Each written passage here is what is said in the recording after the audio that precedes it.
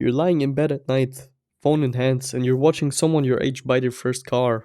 Someone just signed a record deal, another person is talking about how they turned a side hustle into a full time income. You're just there scrolling, wondering why you haven't done anything yet. If that feeling hit different just now, this video might be for you. There's this invisible clock that nobody put on your wall, but you can hear it ticking every day.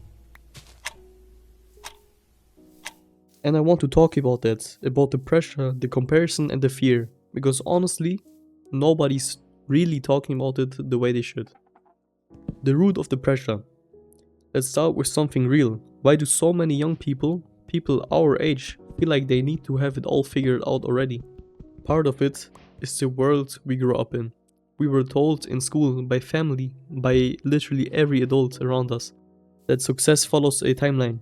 Finish school, get a degree, start a career, and if you're not hitting those checkpoints on schedule, something must be wrong with you. But here's what makes it worse for our generation specifically. We don't just hear about success from the people around us, we see it constantly, from thousands of people we've never even met. We didn't invent the pressure to succeed, but we are the first generation to have it delivered to our phones 24/7. The social media effect. Picture this, you wake up, before you even had breakfast, you have already seen 10 successful stories. Somebody posted their new apartment, another person's at 17 talking about how they already make money online. And here's the thing about social media that nobody warns you about.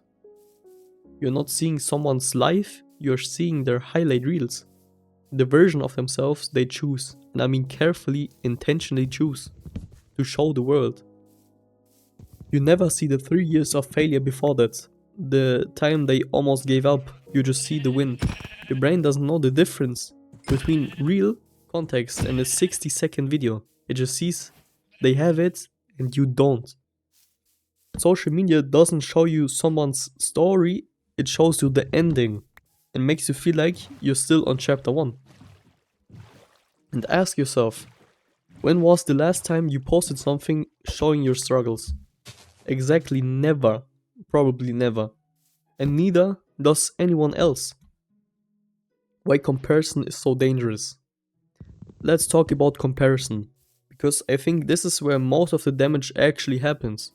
When you compare yourself to someone, you are taking your entire life, all of it, the bad days, the confusing phases, the stuff that nobody sees, and put it next to someone's best moments. That's not a fair fight. It was never going to be a fair fight. And the really messed up part is, the more you compare, the smaller you feel. Not because you're actually doing worse, but because you've convinced yourself that the gap between where you are and where they are means something is fundamentally wrong with you. Comparison is a thief of everything. Your joy, your momentum, and your belief in yourself. There's a reason that quote exists, because it's true. I felt it, and I think you felt it too. Think about the last time comparison made you feel genuinely motivated. Not anxious, but actually motivated. Hard to think of one, right? Expectations nobody talks about. Here's something I think about a lot. Our generation has some of the highest expectations of any generation in history. For ourselves, I mean. Not because we're arrogant, but because we grew up watching people do extraordinary things and being told you can do that too. And that's beautiful, honestly, it really is. But there is a dark side to it. When you expect yourself to be building a business at 16, touring the world at 18, and be financially free by 21, and that doesn't happen, it doesn't feel like your life is just taking time, it feels like you have already failed, like you're already behind. And the scary part is that those expectations aren't even yours. Half the time, they're stitched together from content you consumed, things people said, pressure that seeped in without you even noticing. You might be carrying someone else's dream and calling it your own ambition. Let's talk about the fear of falling behind. Let me tell you something about this feeling of falling behind. It's one of the most common feelings among people our age, and it's also one of the most irrational, and I mean that in the kindest way possible. You cannot fall behind in your own life. There is no schedule. There is no universal deadline. The idea that you're supposed to be at a certain place by a certain age, that was invented by people who wanted life to be neat and predictable. Life isn't neat and predictable. J.K. Rowling was 32 when Harry Potter was published. Vera Wang didn't start designing until she was 40. Some of the most impactful people in history spent their 20s completely lost, and it didn't matter. You're not falling behind, you're just not on somebody else's timeline. And that's not a problem, that's freedom. The fear of wasting your life. And then there's the other fear, the deeper one, the one you don't say out loud. What if I waste my life? What if I get to 40 and realize I never actually did anything that mattered? I think this fear comes from a really genuine place. It comes from caring. It means you want your life to mean something, and that's not a flaw. That's actually a really beautiful thing about you. But here's what I've come to understand. You can't waste your life by going slow. You can only waste it by spending all of it paralyzed by the fear of wasting it. The years you spent figuring things out, making mistakes and growing slowly, those aren't wasted. Those are the foundation. Nobody builds anything meaningful without them. What success actually means. Let's flip this. Let's actually talk about success for a second. What does it even mean? Because I think we've adopted this one-size-fits-all definition. Money, followers, status, and influence. We've stopped questioning whether that's what we actually want. And for some people, success is building a company. For others, it's having a family that's happy and stable. For somebody else, it's making music in their bedroom that 10 people love deeply. For another person, it's becoming the best version of themselves quietly without anyone watching. None of those is more valid than the other.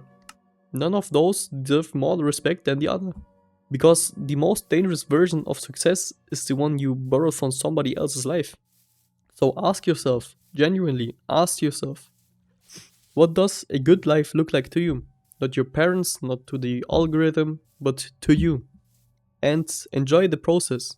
This is the part nobody wants to hear, but I'm going to say it anyways, because I think it's the most important thing in this entire video. The destination is not where life happens, the journey is where life happens. And if you spend the whole time obsessing over where you're going, you will blink and realize you were never actually present for any of it. If you think about it like this, and yes, I'm using a Minecraft analogy right now because why not? If you rush through a world just to get to the end, just to beat the Ender Dragon as fast as possible, you would miss everything. Every biome, every cave, every accidental build that turned into something beautiful. And the whole point isn't the ending. The whole point is what you build along the way. The goal isn't to arrive faster. The goal is to be actually here while it's happening. What can you actually do? Let me give you 3 things you can actually take away from this. 1. Audit your social media. Be intentional about who you follow. If an account consistently makes you feel like you're not enough, unfollow it. You're curating your own mental environment and take that seriously. 2. Define success for yourself. Literally write it down, not what society expects, not what looks impressive, but what actually matters to you. When you have a clear personal definition, external noises loses its power. 3. Measure yourself against who you were last year, not who someone else is today. That's the only comparison that ever actually helps you grow. And make it land. I started this video with a question. Why does it feel like there's an invisible clock ticking? And here's my honest answer. That clock was never real. It was built out of comparison and curated content. And expectations that were never really yours. And the moment you stop listening to it, the moment you decide that your pace is valid, your path is yours, and your version of success deserves respect, that's when something shifts. Not everything, not all at once, but something. And if this hits home for you, if any part of this was something you needed to hear, drop a comment and tell me how you're dealing with this. Take care of yourselves. I'll see you in the next one. Bye.